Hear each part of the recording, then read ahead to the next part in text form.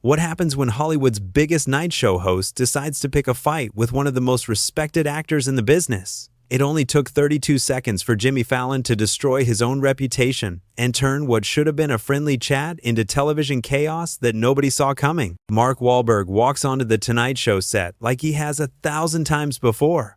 The audience is electric, cheering for the Boston native who went from troubled youth to Hollywood royalty. But something feels different tonight. Jimmy Fallon is sitting behind his desk with this weird smirk on his face, like he knows something the rest of us don't. The band finishes playing, and Mark settles into the guest chair. He's wearing a simple black jacket, looking relaxed and ready for what he thinks will be another easy interview about his latest movie. The audience quiets down, waiting for the usual jokes and laughs that make late-night television so comfortable. But Jimmy doesn't start with his normal welcome. Instead, he leans back in his chair and says something that catches everyone off guard. "So Mark, I've been thinking about your past lately. Before you became this big movie star." Mark raises his eyebrows, clearly not expecting this opening. "Okay, sure, Jimmy. What about it?" "Well, you had quite the criminal record back in Boston, didn't you? Assault charges, hate crimes, all that stuff when you were younger." The studio audience goes completely silent. You can literally hear people shifting in their seats. This isn't how these interviews usually go. Mark's face changes from relaxed to serious in about 2 seconds. "Jimmy, I've talked about this many times. I made mistakes when I was a kid. I was 15 years old and I've spent my entire adult life making up for those mistakes. I've apologized publicly. I've done the work to become a better person." But Jimmy isn't backing down. He's got this look in his eyes like he's enjoying making Mark uncomfortable. "But don't you think it's kind of unfair that you get to be this big Hollywood star while the people you hurt just had to deal with it? You attacked innocent people." Mark's jaw tightens. He's clearly trying to stay calm, but you can see he's getting frustrated. "Jimmy, what are you doing here? I came on your show to talk about my new film. I've taken responsibility for my past actions. I've worked with victim advocacy groups. I've tried to use my platform to help kids avoid the same mistakes I made." The camera cuts to the audience, and people look genuinely uncomfortable. Some are looking at each other like they can't believe what they're hearing. This is supposed to be a fun late-night talk show, not some kind of confrontational interview. Jimmy leans forward, and his voice gets this condescending tone.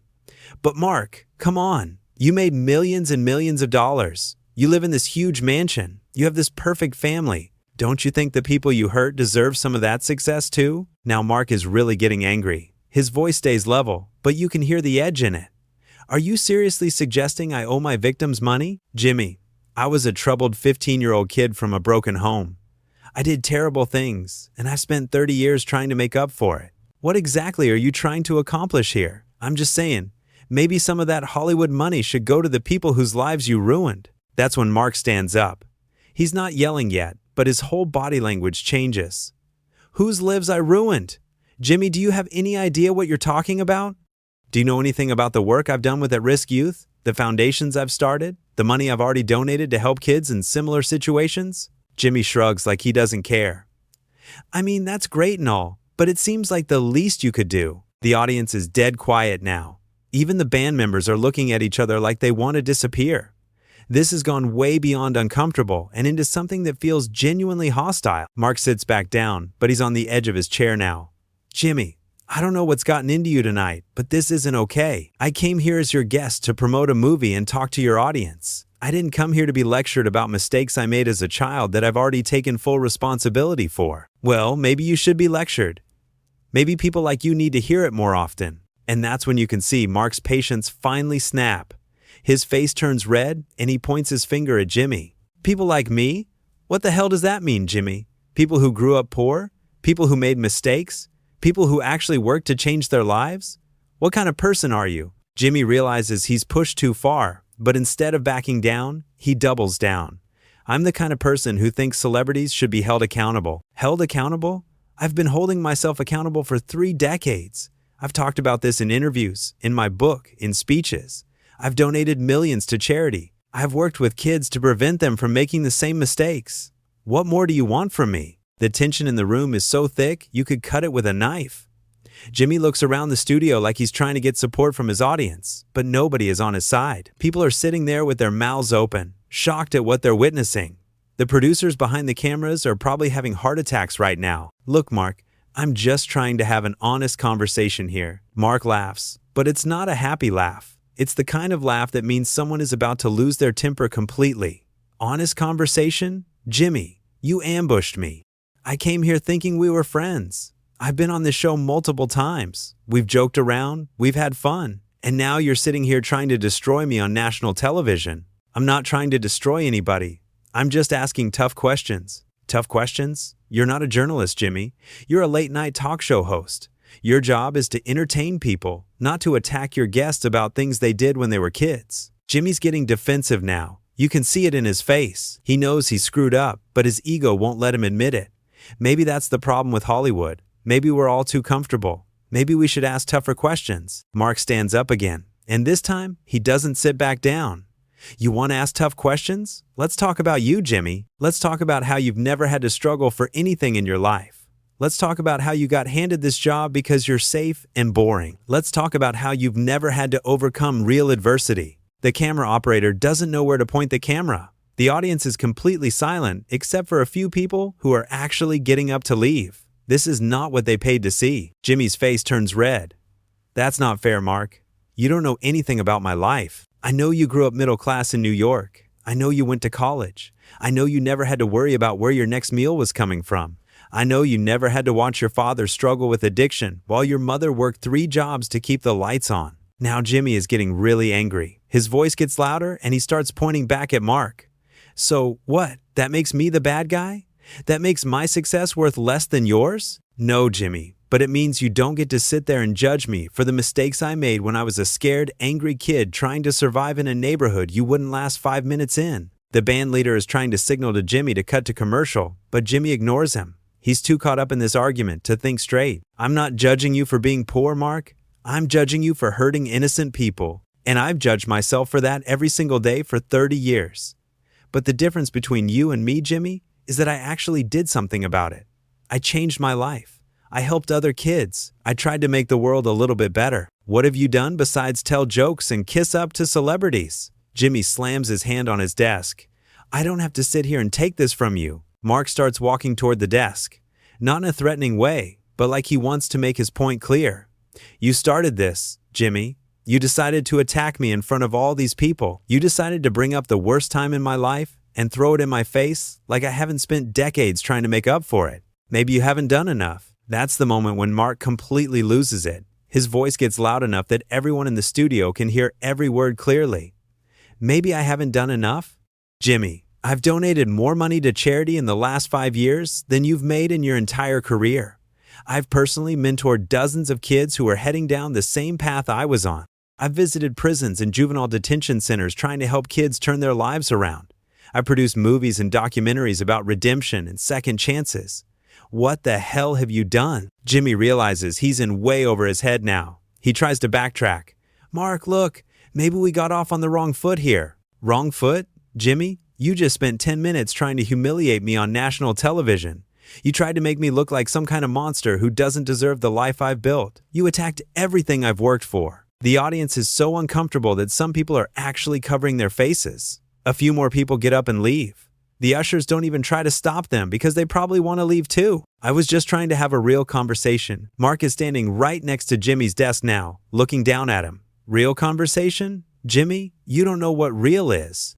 Real is growing up in Dorchester watching your neighbors get arrested or shot.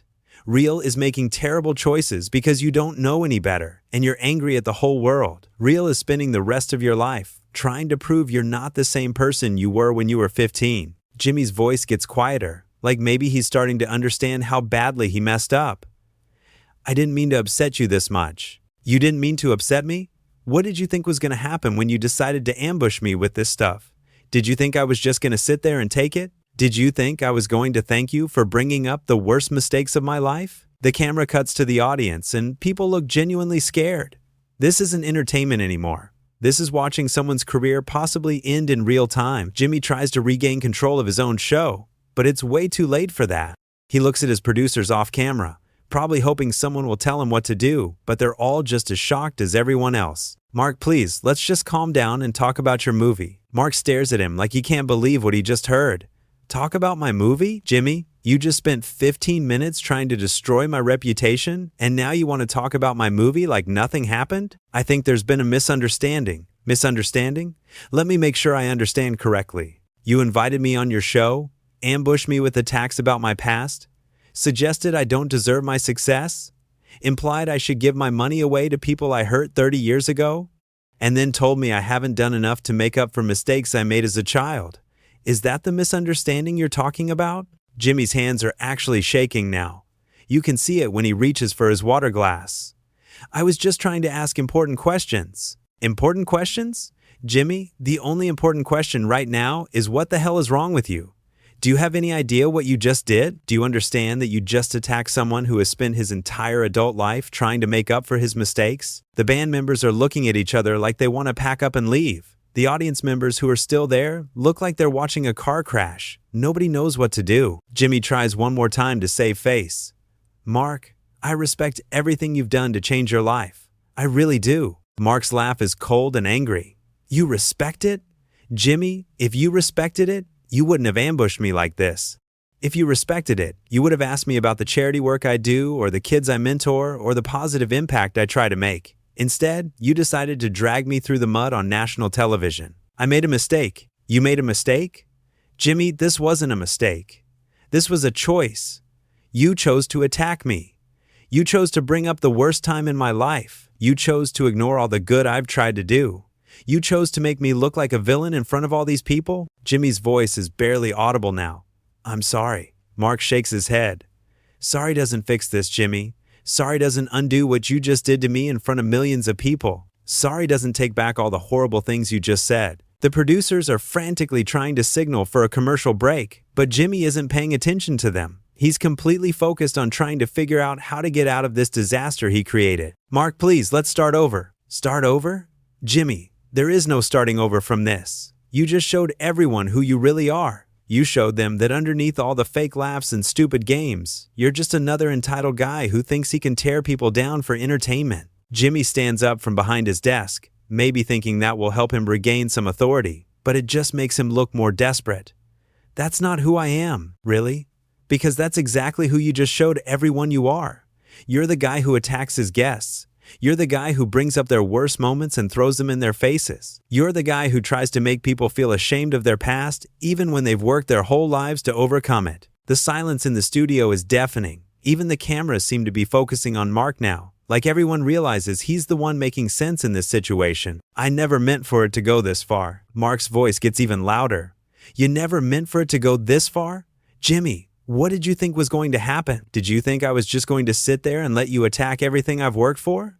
Did you think I was going to smile and nod while you tried to humiliate me? Jimmy looks around the studio one more time, like he's hoping someone will rescue him, but nobody is coming to help. The audience members who are left are just staring at him with disappointment and disgust. I think we should take a break. Mark starts walking toward the exit. No, Jimmy, I think I'm done here. I think I'm done with you and your fake show and your pathetic attempt to make yourself look important by tearing down people who have actually accomplished something with their lives. Jimmy tries one last desperate move. Mark, please don't leave like this. We can fix this. Mark stops walking and turns back to look at Jimmy one final time. Fix this? Jimmy, you can't fix this. You can't take back what you said. You can't undo the damage you just did. And you know what the worst part is? I actually thought we were friends. I actually respected you. But now I see exactly who you are, and it's not someone I ever want to be around again. The camera follows Mark as he walks off the set. You can hear his footsteps echoing in the silent studio. Jimmy is left standing there looking completely defeated, realizing that he just destroyed his relationship with one of Hollywood's biggest stars, and probably his own reputation in the process. The audience members who are still there start getting up and leaving without applauding. Nobody knows what to say or do. The band doesn't play. The producers don't call for commercial. Everyone just sits there in stunned silence, trying to process what they just witnessed. Jimmy finally sits back down behind his desk, but he looks like a completely different person than he did at the start of the show. He looks smaller, defeated, embarrassed. He just learned the hard way that some people won't just sit there and take it when you try to tear them down for no reason. And Mark Wahlberg just proved that sometimes standing up for yourself means walking away from people who don't deserve your time or respect.